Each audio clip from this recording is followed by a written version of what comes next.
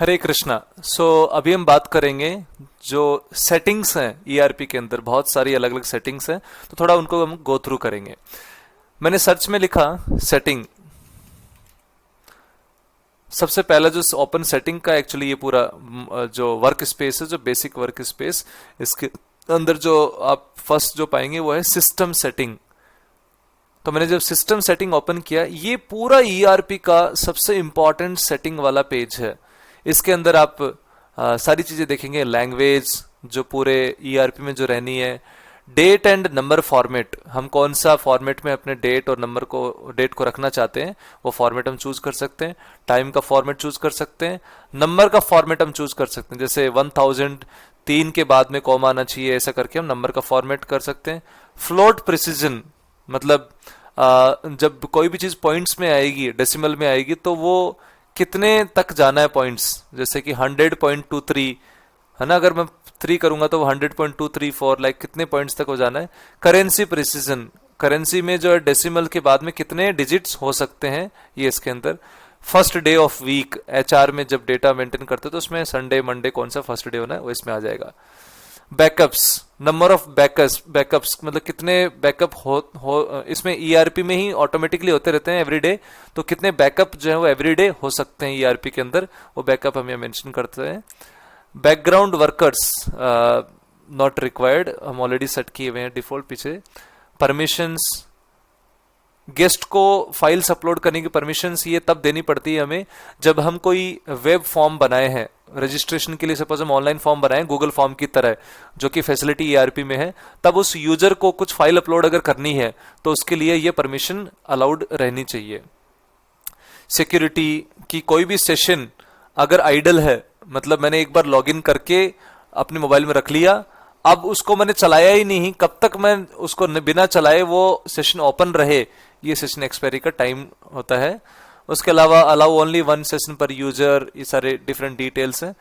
Allow login using mobile number, user number से किस किस से हम अलाउ कर सकते हैं यूजर को लॉगिन करने के लिए, वो सारी डिटेल्स यहाँ पे मेंशन कर सकते हैं। पासवर्ड, कि हम यूजर को जब भी हम पासवर्ड रीसेट करें तो सबको लॉग आउट करना है। पासवर्ड की पॉलिसी, ये स्कोर है कि पासवर्ड को आप कितना स्ट्रॉन्ग पासवर्ड रखना चाहते हैं, मतलब 2, 3, 4, मतलब ये उसका वो है, बोल सकते हैं वैल्यू सिस्टम की कितना हैवी वो टफ या कॉम्प्लेक्स पासवर्ड है, तो उसके लिए आप नंबर सेट कर सकते हैं। ये ऑटोमेटिकली फिर जब यूजर जब पासवर्ड क्रिएट करेगा तो उसको बोलेगा कि अभी ये स्ट्रांग नहीं है, क्रिएट इवन स्ट्रॉन्गर पासवर्ड, उससे भी ज्यादा स्ट्रॉन्ग पासवर्ड आप क्रिएट करिए। Password reset link generation limit, कितने आप 1 घंटे में जनरेट कर सकते हैं, वो ये। ब्रूट फोर्स सिक्योरिटी, कितनी बार वो लॉगिन अटेम्प्ट कर सकता है एक यूजर, बार बार करके, और 10 बार अगर उसने गलत लॉगिन कर दिया तो उसके बाद में उसको 60 सेकंड्स तक, यहाँ पे लिखा हुआ है हमने 60 सेकंड्स तक वो लॉगिन नहीं कर पाएगा।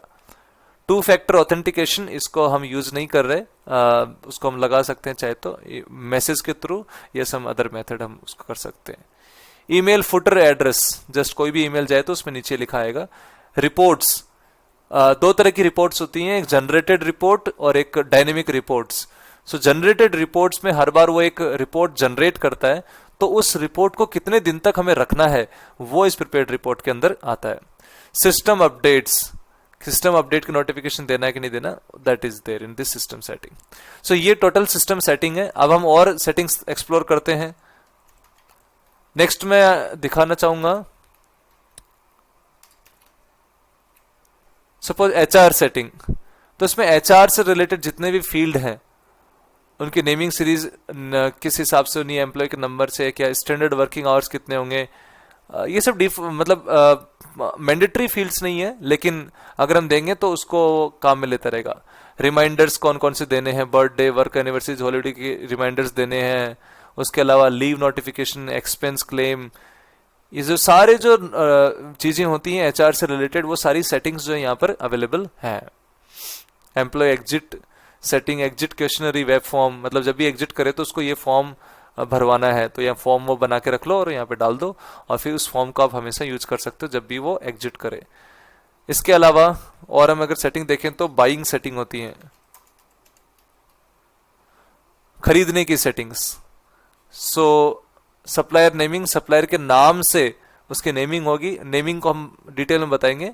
एक्चुअली नेमिंग मतलब कोई भी सप्लायर को हमें एक यूनिक आईडी देनी होती है, तो वो यूनिक आईडी जो क्या होगी, वो हो गया सप्लायर का नाम इटसेल्फ। इसका मतलब हम डुप्लीकेट सप्लायर्स नहीं बना सकते।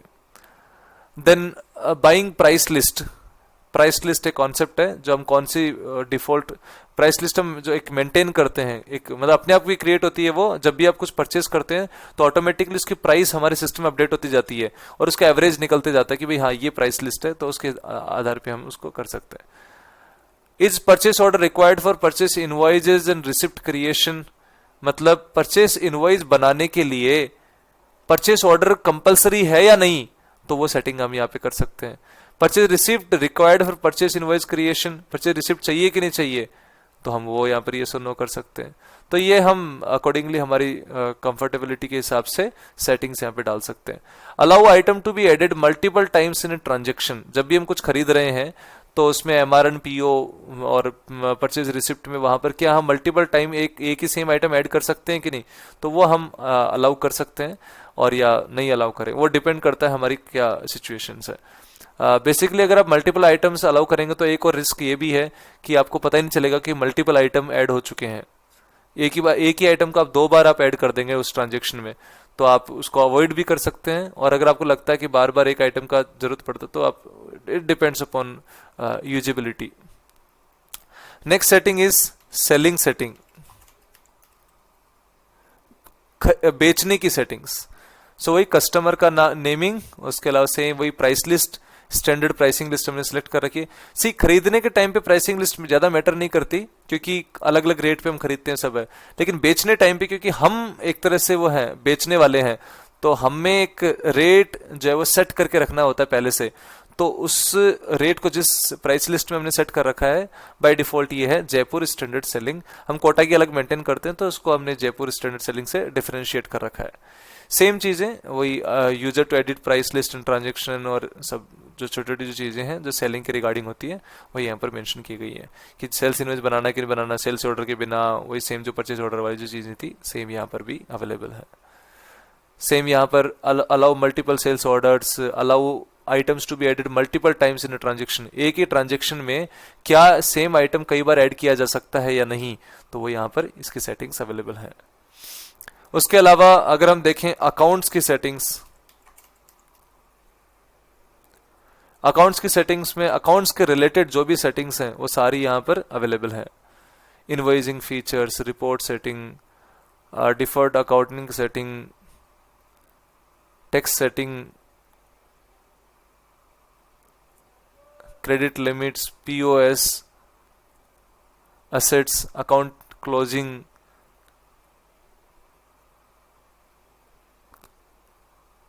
so it's all domain related. So those who are from accounts they can apply the settings as per their convenience. Then there is stock setting, जो हमारे स्टोर्स हैं वहां पर क्या क्या सेटिंग्स, तो उसमें डिफॉल्ट आइटम ग्रुप, डिफॉल्ट ये मतलब जब कुछ भी नहीं हो तो ये उठा लेगा वहां से। हाँ ये इंपॉर्टेंट है, default valuation method, moving average, FIFO and LIFO. जब भी कोई आइटम हमारे ऑर्गेनाइजेशन में आता है और वो अगर स्टॉक का आइटम है तो उस स्टॉक के आइटम की एक वैल्यू होनी है हमारे ऑर्गेनाइजेशन में। अगर वो रखा हुआ है, जो सपोज मैंने कीबोर्ड खरीदा और कीबोर्ड स्टॉक का आइटम है, तो अगर मैं पूछूं कि स्टोर में कितना सामान रखा है, कितने रुपए वर्थ सामान रखा हुआ है, तो मुझे सारे स्टॉक के जो आइटम्स हैं उनकी वैल्यू पता होनी चाहिए और उस वैल्यू से मैं निकाल पाऊंगा कि इतने इतने इतने का सामान मेरे स्टोर में रखा हुआ है। तो अब उस आइटम की वैल्यू कैसे निकालेंगे? सपोज एक बार मैंने कीबोर्ड खरीदा 30 रुपए में, अगली बार मैंने खरीदा 40 रुपए में, तो उसकी वैल्यू कितनी हो जाएगी? अगर मूविंग एवरेज के हिसाब से लगाएं तो 35। अगर हम फीफो के हिसाब से लगाएं, फर्स्ट इन फर्स्ट आउट, तो जब जो जितना यूज हो रहा है, जो पहले आया वो पहले उसकी रेट ली जाएगी और जो बाद में है उसकी रेट बाद में ली जाएगी। मतलब जैसे जैसे यूज होता जाएगा उसके हिसाब से उसकी वैल्यूएशन रेट चेंज होती रहेगी। तो ये एक ERP वाइड पूरा एक सेटिंग होता है, वैल्यूएशन मेथड, जिससे हम वैल्यू निकालते हैं किसी भी आइटम की। सो ये मूविंग एवरेज हमने यहाँ पे सिलेक्ट कर रखा है। हमारी ऑर्गेनाइजेशन में हम मूविंग एवरेज यूज करते हैं। स्टॉक वैलिडेशंस, जैसे यहाँ पे over receipt, over delivery allowance, मतलब मैंने परचेस ऑर्डर बनाया 100 कीबोर्ड का। अब जब सामान आया और मैं उसकी परचेस रिसिप्ट अगर मैं बना रहा हूं, तो कितने आइटम तक मैं ऊपर जा सकता हूं 100 से, कितना परसेंटेज। अगर सपोज मैं इसको 10% कर दूं, तो अगर 100 कीबोर्ड का मैंने परचेस ऑर्डर बनाया तो मैं 110 परचेस ऑर्डर 110 कीबोर्ड्स में रिसीव कर सकता हूं, मतलब इतना अलाउड है। लेकिन अभी हमने पूरा सब जीरो कर रखा है, मतलब जितना परचेज ऑर्डर बनाया उतना ही खरीदिए, इस तरह से करके हमने इसमें ओवर डिलीवरी को मना कर रखा है एक तरह से।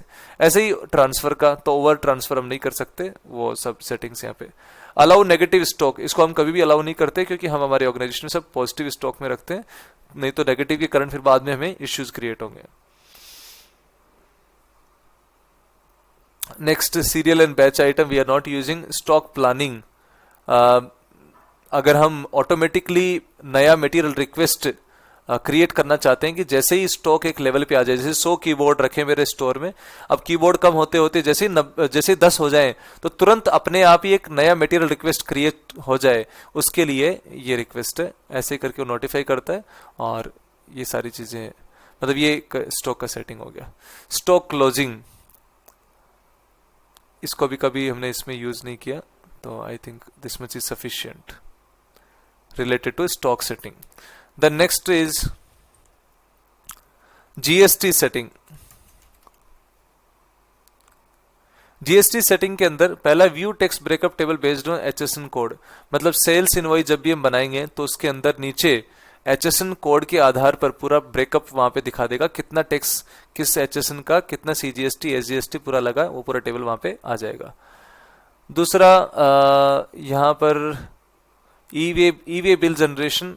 ई वे बिल उन डॉक्यूमेंट्स के लिए चाहिए होता है जहां पर बहुत हैवी अमाउंट का अगर हम ट्रांजेक्शन कर रहे हैं, सपोज 1 लाख रुपए की कोई चीज हम राजस्थान से मध्य प्रदेश भेज रहे हैं, तो जो सामान लेके जाता है उस पर्सन से रोड पे लोग पूछ सकते हैं, पुलिस वाले, चेकिंग पीपल, तो उनको हमें ई वे बिल देना होता है, तो वो ई वे बिल जनरेट करने के लिए ये फैसिलिटी है। ये इंपॉर्टेंट है। अकाउंट्स, इसमें हम टैक्स से रिलेटेड जितने भी अकाउंट्स हैं वो हम यहाँ पे सेट करते हैं हर कंपनी के लिए। जैसे टच स्टोन कंपनी है तो इसके लिए input, output and reverse charge, तो CGST input, SGST input, IGST input, ये एक डिफॉल्ट उसके अकाउंट्स हैं जो हमने यहाँ पे सेट कर रखे हैं। सो इस तरह से ये बेसिक सेटिंग्स हैं, जो ये तो हमने जस्ट केवल मेजर जो सेटिंग्स है उनको गो थ्रू किया है। ऐसे ही बहुत सारी सेटिंग्स हैं ERP की अलग अलग, तो कुछ भी सेटिंग्स अगर हम ढूंढना है तो जस्ट हम यहाँ पे सेटिंग्स क्लिक करेंगे एंड वो जितनी भी सेटिंग्स हैं अगर आप यहाँ पे देखें, POS सेटिंग्स, लॉग सेटिंग्स, फोक setting, plate, Paytm, print, video, stock settings, इतने भी सेटिंग्स है सारी यहाँ पर हमें अवेलेबल है।